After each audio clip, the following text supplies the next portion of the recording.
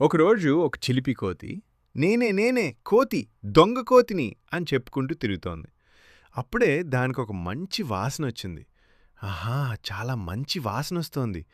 ఎక్కడో చపాతీలు చేస్తున్నారు అని అనుకుంది. కొంచెం ముందుకు వెళ్ళగా ఒకరు మృదువుగా చాలా సాఫ్ట్ చపాతీ.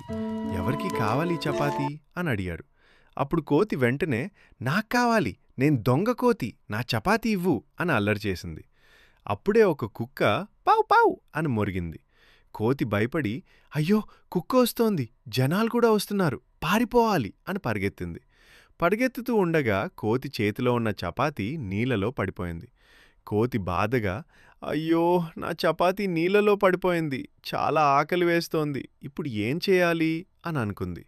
అప్పుడు ఒక మంచి మనసున్న వ్యక్తి వచ్చి ఇదిగో చపాతీ తీసుకో, దొంగతనం చేయడం తప్పు, మంచిగా ఉండాలి, మంచి బాలుడ్లా ఉండాలి అని చెప్పాడు. అప్పుడు కోతి తన తప్పు గ్రహించి థ్యాంక్ యూ, ఇక నుంచి నేను మంచి కోతిగా ఉంటాను, ఇక దొంగతనం చేయను అని చెప్పింది.